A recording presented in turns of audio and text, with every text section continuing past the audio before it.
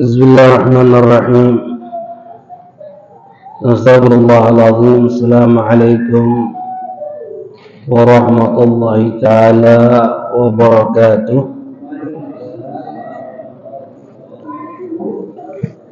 Alhamdulillah. Alhamdulillahilladzi tafarrada bil izzi wal jalal wa tawahada bil kibriya'i wal kamal. Ahmaduhu ala kulli hal hamdan qabla ni'ma wa yudafi'u nigma wa yusawi ziyadatan ni'am fi hal wal ma'na. Wa asyhadu an la ilaha illallah wa la syarika lah al-manna wal i'dhal. Wa asyhadu anna sayyidina Muhammadan 'abduhu wa rasuluh al-mughidhu min ad-dalal wa da'i ila ashabil khisal mubayyin al-haram wal halal sallallahu wasallam alaihi wa ala alihi wa sahbihi wa ala alihi wa ala ashabihi wa alihi wa ba'd. Ayyuhal ikhwan mustami'in hadirin wa rahman wa rahimakumullah. Alhamdulillah thumma alhamdulillah.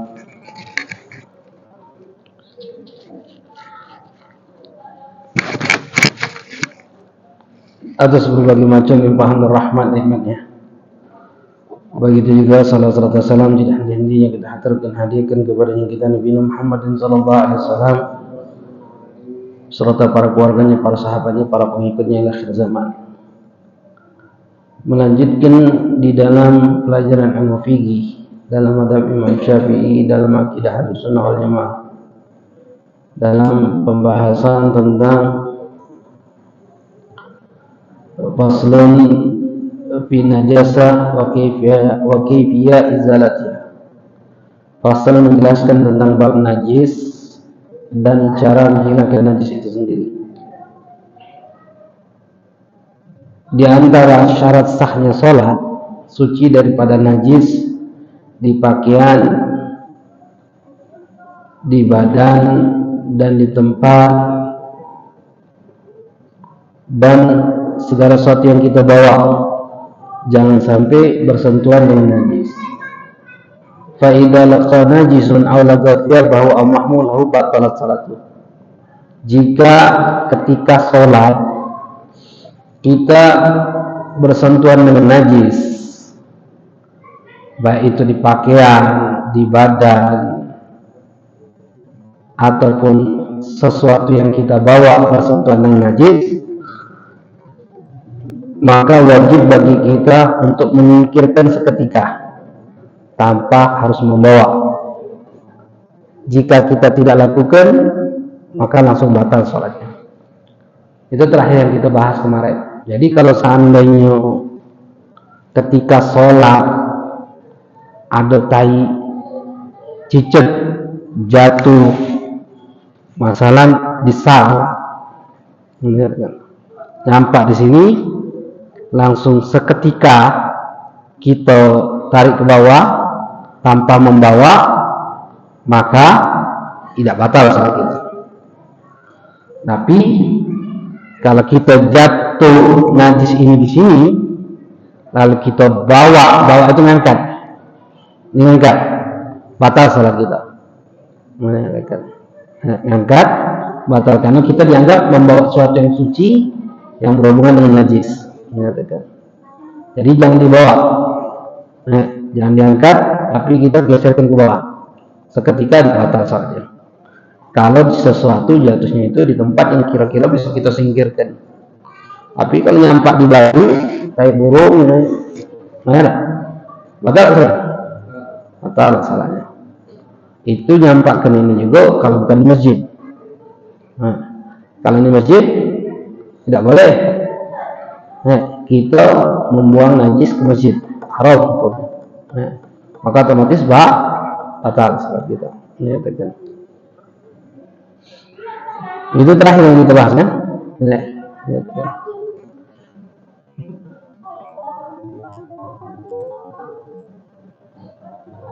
Atau najis itu adalah najis yang dimaafkan dalam syariat. Kalau najisnya yang dimaafkan dalam syariat tidak batal. Contohnya adalah darah.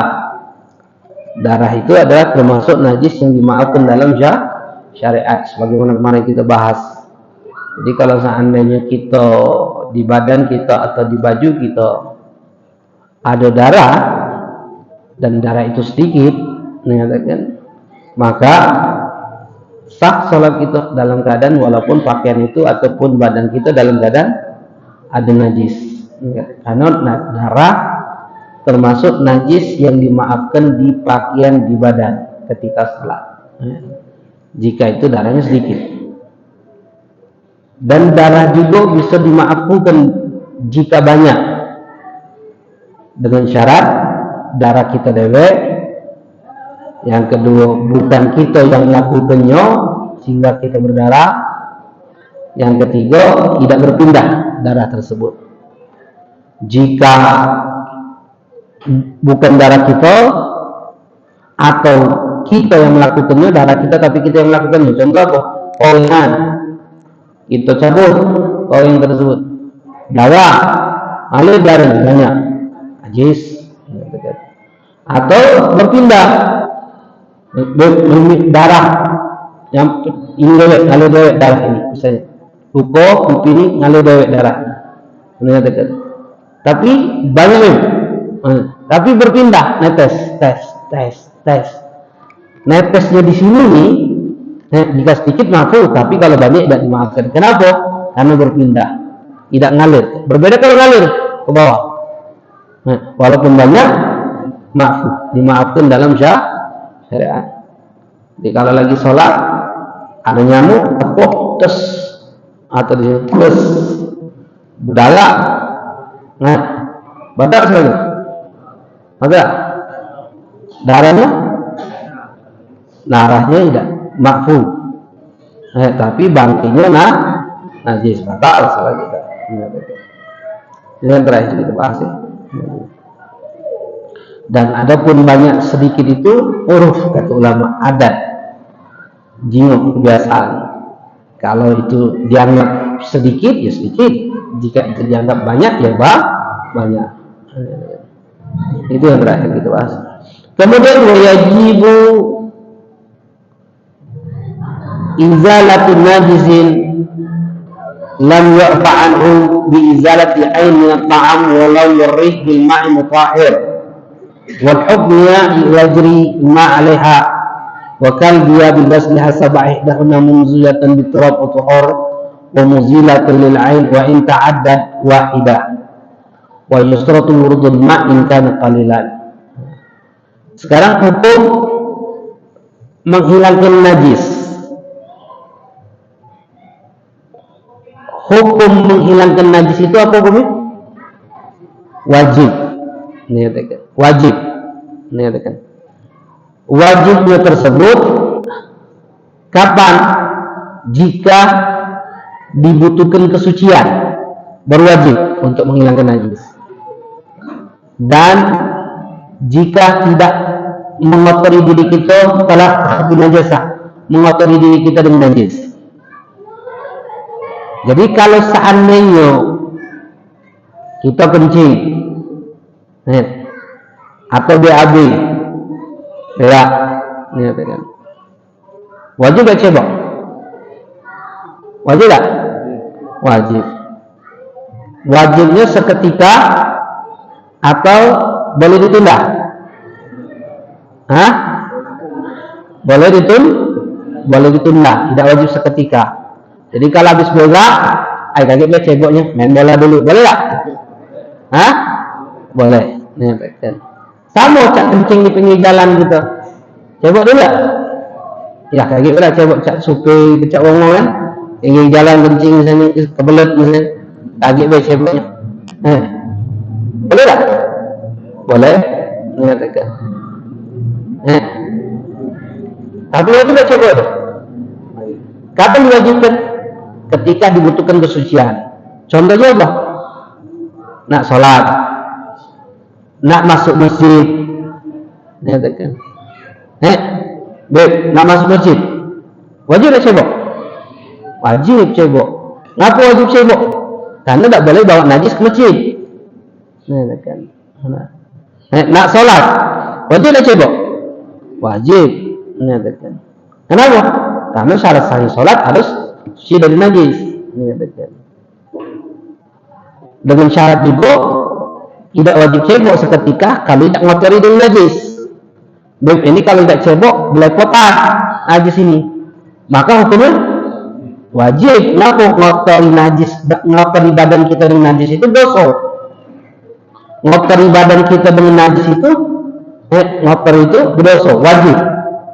Contohnya apa? Masalah kalau korban kan, kadang kita nyembelih sapi, nyembelih kambing kan, korban nih, ada sebagian orang nyuci kaki dengan darah, ada kan?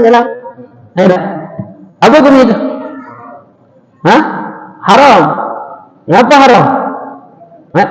Karena ngotori diri kita dengan najis itu dosa. Tak boleh. Baik berobat, untuk obat. Supaya apa? Obat apa? Ada orang ngomong berobat, dia kakinya mulus. Boleh tak? Tak boleh. Tidak boleh. Haram. Paham? Atau misalnya habis nyembelih kambing kan, tukang sapi itu kan, nyembelih kambing, nyembelih sapi misalnya. Habisnya pisau daya tadi dilapnya di bajunya. Apa kan? Haram.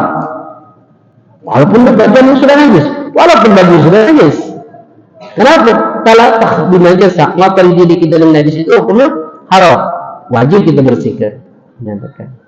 Kalau tidak talakah, tidak ngotori diri kita dengan najis, artinya ada najis, tapi tidak ngotori diri kita. Menyatakan. Bolehkah kita pakai? Misalnya celana, sewet, baju najis. Boleh kita pakai? Boleh, tidak ada masalah. Menyatakan. Tidak ada masalah. Menyatakan.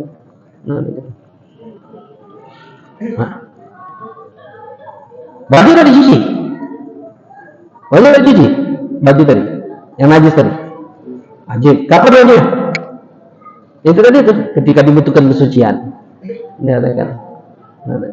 Makanya hukum membersihkan najis itu hukumnya wajib, tapi tidak seketika, kecuali dibutuhkan kesucian seperti nak sholat, nak masuk masjid. Kalau tidak dicuci ini ngotori diri kita dengan najis. Nah, pada saat itu hukumnya wajib seketika ngotori. Menyatakan dicuci, menghilangkan najis tersebut. Dan diwajibkan untuk menghilangkan najis ini, najis yang tidak dimakfukan. Di mana? Di pakaian, di badan gitu. Di pakaian dan di badan. Hukum kan wajib menghilangkan najis itu kan wajib hukumnya. Wajib menghilangkan najis itu kapan? Jika najis itu ada di badan kita atau di pakaian kita. Kalau najis ada di mobil, wajib tak cuci? Wajib tak menghilangkan najis itu? Di halaman depan rumah kita, wajib tak? Tidak wajib. Jadi jangan berarti kita tuh menghilangkan, wajib menghilangkan najis. Apa menghilangkan najis itu wajib? Menyatakan. Kalau najis yang di depan rumah, wajib tak menghilangkan? Tidak. Kapan wajib menghilangkan najis itu? Jika najis itu ada di badan kita atau di pakaian kita. Menyatakan. Pada saat itu wajib. Bizalatina ainnya. Menyatakan. Dengan cara apa? Menghilangkan ainnya. Najis ini dewe dibagi menjadi 3 bagian. Ada najis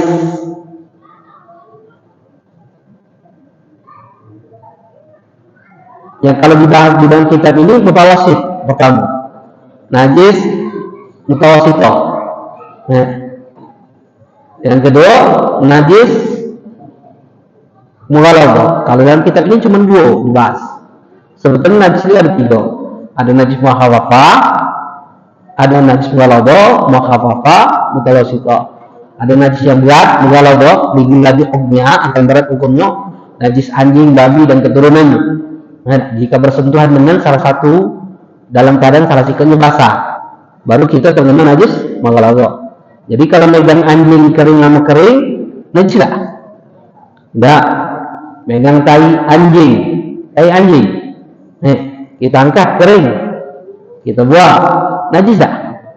Itu tak. Tapi di situ, karena sikapnya basah, baru hukum najis muladah kita.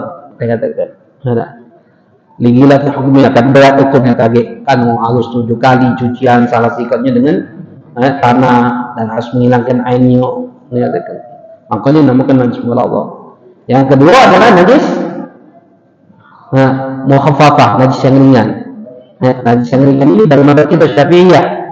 Najis yang ringan itu apa? Kencing bayi laki-laki yang belum makan apa-apa, belum sampai umur 2 tahun. Kencingnya tersebut dikenal dengan najis mukhaffafah. Caranya kencing ke beg sudah suci dengan umum dan itu yang dihukum dalam mazhab kita. Di luar mazhab kita mengatakan kata najis mukhaffafah. Najis itu cuma 2. Kencing bayi laki-laki tadi dikenal dengan najis mutawassithah. Ada lagi pendapat mengatakan najis kencing bayi tadi seperti Hambali mengatakan, Imam Ahmad bin Hanbal mengatakan tidak najis. Kencing bayi laki-laki itu tidak najis. Ada yang mengatakan najis mutawassithah. Syafi'i menganggap itu najis mukhaffafah. Lalu yang ketiga adalah najis mutawassithah, najis sedang.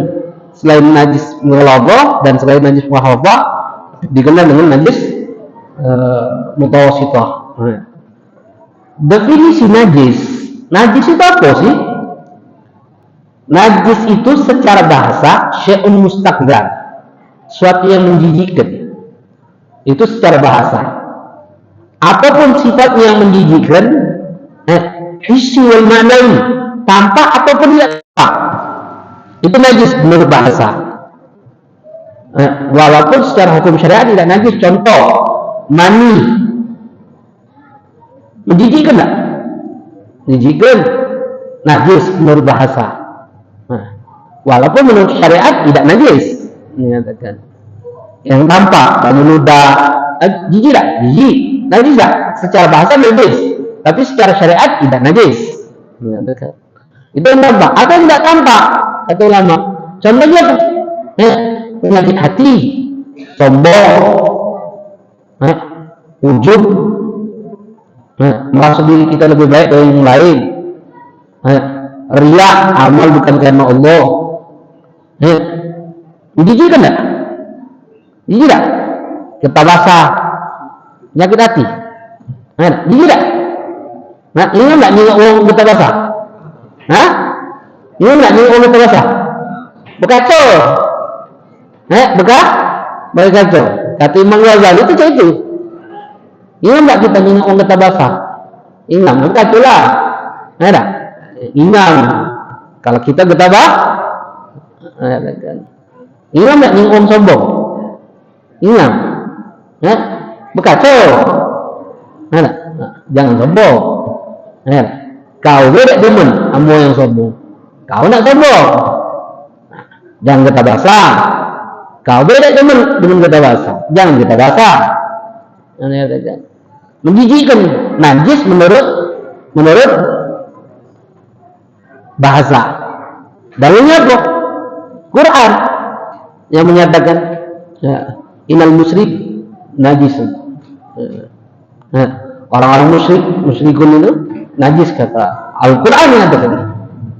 Yang dimaksud najis musyrik itu apa? Najis jasanya orang kafir, najis tak? Orang kafir najis tak?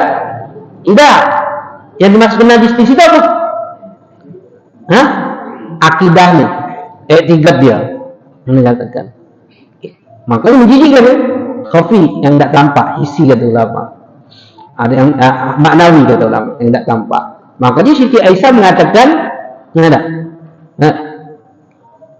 kejijikan kita terhadap najis maknawi yang ada di dalam batinnya yang tidak tampak, itu harus lebih ditimbulkan, dirasakan dibandingkan najis zahiriyah yang tampak. Contoh, risih tak kita kalau terpijak tai ayam? Kita kalau terpijak tai ayam, risih tak? Risih kan? Kenapa kita tidak risih ketika kita punya penyakit sombong, getah basah, angkuh, riya, amal bukan karena Allah? ujub merasa diri kita lebih baik dari orang lain. Ngapa tidak risih kita? Harusnya perhatian kita untuk menghilangkan najis batinnya, najis yang di batin, itu lebih harus kita perhatian dibandingkan kita menghilangkan najis secara zahir. Kita ni kalau ada najis bersihnya bukan main gitu, busa langsung. Ketiga tai ayam langsung lagi. Jangan tijak tai ayam, tijak tai gitu. Nah, rasanya bukan main gitu. Pengen cepat-cepat gitu, hilangkan. Tapi ketika ada najis di batin kita tidak tahu ya. Nah. Makanya kata Imam Ghazali, perhatian, Siti Aisyah mengatakan perhatian terhadap najis batinnya itu harus kita lebih perhatikan. Itu najis secara bahasa. Sedangkan secara syariat najis itu dibagi dua pembahasannya. Ada yang dikatakan bil had, ada yang mengatakan bil ad. Kalau bil had itu batasan, kalau bil ad itu dengan jumlah. Menyatakan najis secara bahasa, secara hukum syariat dengan batasan apa? Kullu mustaqdar yamna'u sihhatus salah haitsu la burakhis. Setiap yang menjijikkan, yang mencegah sahnya salat, yang sekiranya tidak ada keringanan dalam syariat. Setiap yang menjijikkan, yang mencegah sahnya salat, yang sekiranya tidak ada keringanan, itu najis menurut hukum syariat. Menyatakan apapun, setiap yang menjijikkan, yang mencegah sah salat tadi. Berbeda kalau menjijikkan tapi tidak mencegah sah salat, tidak dikatakan najis dalam syariat. Contoh bagi ludah najis tak? Dahak najis tak? Hah? Kalau anak berdahak wah hijau, tidak hijau, tempelkan di kopiah, tempelkan di kopiah, atau di sal, bawa salat, salat tak? Salat, menjijikkan tak? Menjijikkan, tapi mencegah sah salat tak? Berarti ini bukan najis secara syariat. Najis itu apa? Setiap yang menjijikkan, yang mencegah sahnya salat, sekiranya tidak ada keringanan. Beda kalau ada keringanan. Contohnya darah tadi, najis tak? Najis. Bawa salat sah. Sah. Pada najis. Tapi najisnya dimaafkan dalam syariat. Itu keringanan. Itu bilhad. Nah bilhad ini tidak bisa menentukan apa najis itu.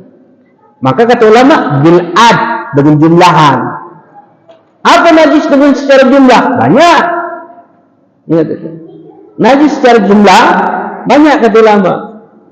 Ini yang dijelaskan oleh ulama tentang najis-najis tersebut. Menyatakan ulama. Apa saja najis tersebut? Dikatakan oleh ulama, najis-najis itu disebutkan di dalam kitab Kasyfatus Syajah, kurang lebih ada 20 sesuatu yang dihukumi najis. Apa saja?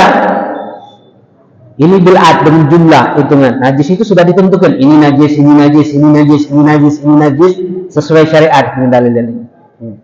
Dengan hitungan. Berapa banyak uang berpikir najis padahal tidak najis. Atau sebaliknya, tidak najis padahal najis. Contoh, banyu ludah. Berapa banyak orang berpikiran ludah itu najis? Ada. Ludah itu najis. Padahal najis tak ludah? Hah? Tidak. Berapa banyak orang berpikiran tinta cumi-cumi itu tidak najis? Makanya kalau makan cumi-cumi, tintanya masih ada? Masih ada? Masih ya?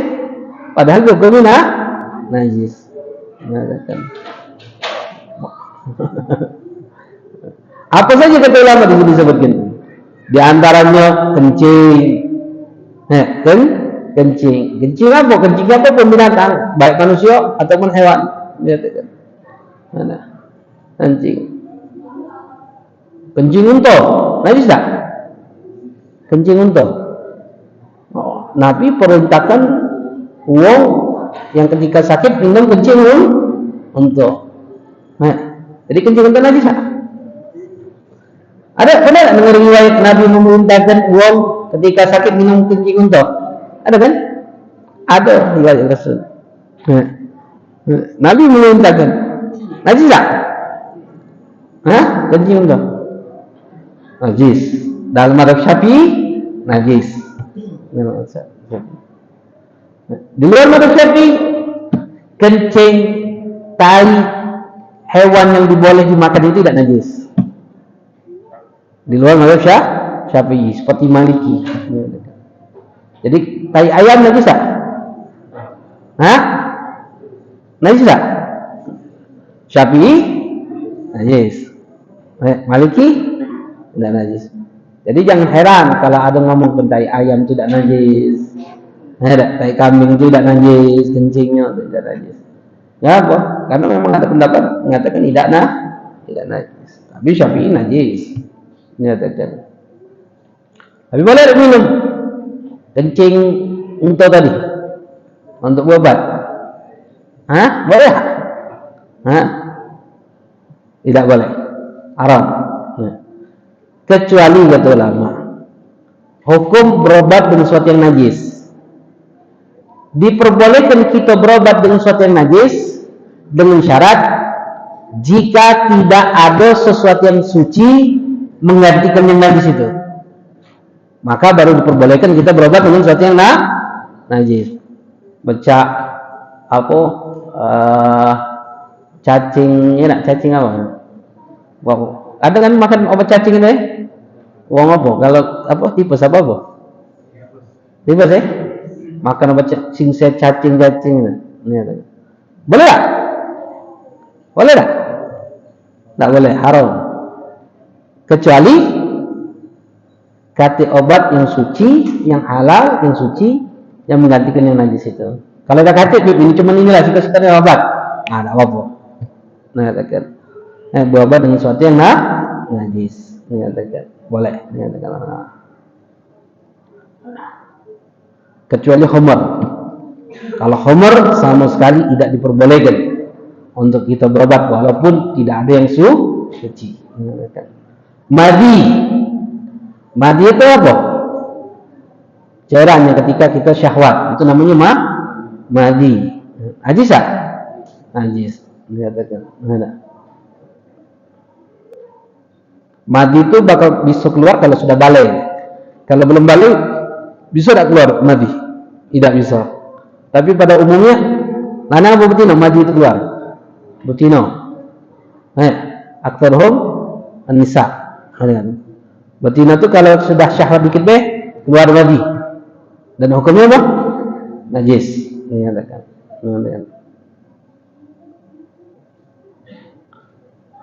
Terkadang bisa dirasakan keluarnya, terkadang tidak bisa dirasakan kalau madi itu. Tapi ingat, najis. Jima dalam keadaan dakar muka najis haram. Ingat, jima dalam keadaan dakar muka najis apa hukumnya? Haram. Jadi apa yang dilakukan? Cuci dulu. Cuci dulu. Jangan jima dalam keadaan dakar muka najis. Cuci. Kecuali kalau cuci ini tidak baca tegak lagi. Maafun bagi dia. Dimaafkan dalam syariat bagi dia. Paham? Kalau misalnya kalau yang ini enggak cuci maki banyu es, saya inilah punya. Ini tidak maafun. Wajib dicuci. Hati-hati. Hati-hati. Karena jima itu ibadah dan bakal menghasilkan anak yang saleh dan salehah. Makanya pengen punya anak yang saleh dan salehah itu bukan ketika anak itu sudah hadir, sudah lahir, bukan. Prosesnya itu dari awal. Jadi pengen punya anak saleh dan salehah. Proses itu dari awal. Dari awal apa? ketika nak menikah, pilih dulu yang sesuai syariat, yang bagus akhlaknya, mutadayyin, beragamanya bagus, nutup aurat dan betinanya, nasabnya bagus, agamanya bagus, nikahnya juga dengan cara yang sesuai syariat, bukan nikah ngadakan ogen tunggal, apa dia itu mengatakan. Kalau nggak proses kan, ini kawin ngadakan ogen tunggal, padahal kawin ibadah kan. Kalau ogen tunggal ibadah kan, ada ogen tunggal itu ibadah, ada ulama yang mengatakan ogen tunggal itu ibadah. Hati. Jadi PKK kalau kita nganten tidak usah panggil organ tunggal, tanggung jawab gitu. Allah. Dunia akhirat, bayangkanlah sebanyak uang yang mengejar, yang nyoget itu, ada. Kita yang tanggung jawab. Jadi kalau ada acara nganteni, nggak selagi tunggal. Ngapa? Pengen punya anak saleh dan salehah. Prosesnya banyak, terus berhubungan, baca doa dengan akhlaknya, dengan adabnya, pas hamilnya, hal-hal yang dianjurkan, pas melahirkannya, kemudian ketika tarbiyah, pengurusan anak itu, baru baca jadi anak yang soleh. Bukan instan sudah besar pengen jadi anak yang soleh dan solehah. Anak ini sudah punya anak, pengen punya anak soleh solehah. Dari awal itu mana ini? Kalau bunting dulu sebelum kawin, mana harapkan anak soleh dan solehah? Ini yang terjadi zaman kita sekarang. Wadi yang ketiga, wadi itu apa? Cairan keluar ketika kita hamil stagil kata ulama. Ketika kita mengangkat barang-barang berat, ngeden, akibat bol biasanya keluar itu habis kencing. Cairan putih, keruh, tes. Kalau kita habis kencing itu keluar, tes. Atau kalau kita ngeden mengangkat barang, keluar tes. Namanya apa? Wadi, najis. Dan ini bisa terjadi kepada anak-anak.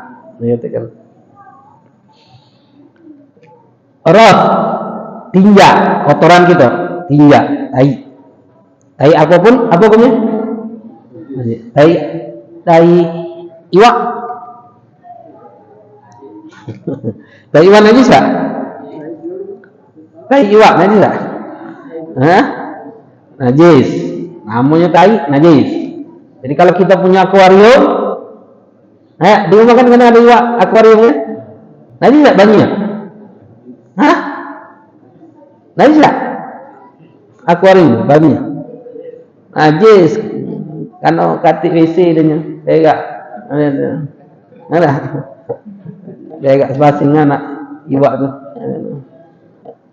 Jadi ubib ini sekarang ni sudah canggih ada di media sana. Pacak hilang dewek kotoran itu cairnya. Dia tetap najis banyak. Tetap najis. Jadi hati-hati.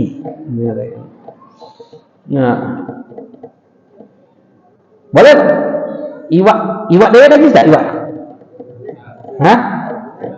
Iwak najis tak? Kalau bangki iwak. Jadi kalau sholat bawa bangki iwak, salah sholatnya? Tidak. Kecuali isi perutnya dibersihkan dulu. Bangki iwak itu, misalnya iwak goreng misalnya. Baru bawa sholat, sah kita sholat. Tapi kalau bangki iwak, isi perutnya masih di situlah kita bawa sholat, sah tak? Kenapa? Karena isi perutnya najis. Iwaknya memang suci, tidak najis, tapi isi perutnya najis. Nelen iwak hidup-hidup boleh tak? Makan iwak hidup-hidup boleh tak? Makan iwak hidup-hidup boleh tak? Wa yajuzu gal'ai sama khayyan, diperbolehkan nelen iwak hidup-hidup. Boleh. Wa kadza itla'u idza kana sagiran, boleh nelen iwak hidup-hidup. Apalagi kalau iwak itu kecil. Dulu galak makan iwak hidup-hidup. Dulu bukan iwak hidup, apa? Udang. Yang dimasukkan iwak ini, yang dimasukkan ikan di sini, samak di sini, seluruh hewan yang hidup di air. Nah, udang, apalagi misalnya belut, apa be? Yang hidup di laut namanya samak, ikan dalam bahasa Arab.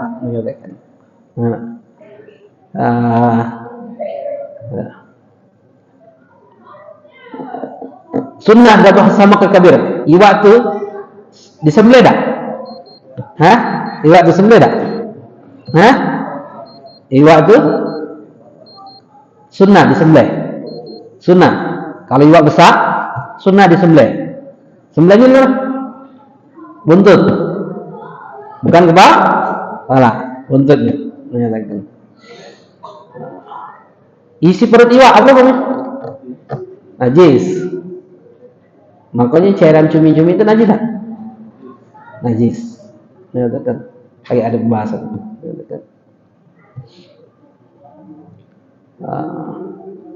Kecuali makfu kalau iwaknya kecil.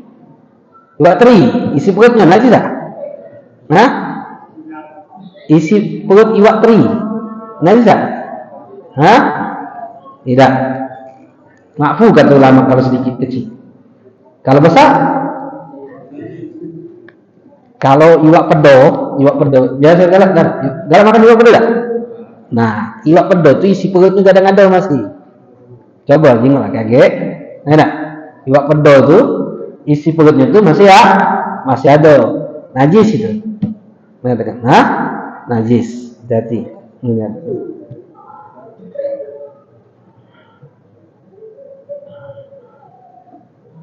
Kalau gosip tak ada gosip. Ada. Najis tak itu? Najis tak? Bak busuk kan itu? Najis tak? Tidak najis. Kenapa tidak najis? Karena iwak tidak najis.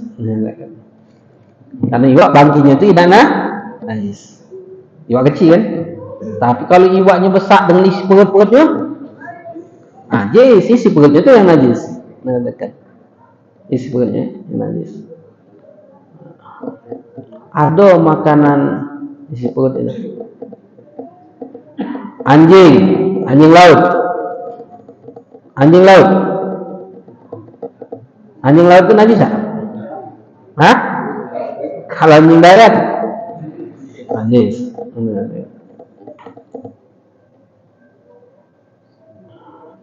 Babi, khinzir, najis kalau Allah. Mani. Ulama berbeda pendapat mani.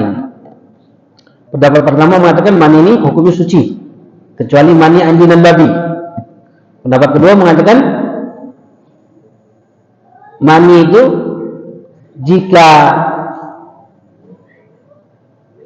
dari manusia dan hewan yang boleh dimakan suci, jika dari hewan yang tidak boleh dimakan najis. Ini pendapat kedua.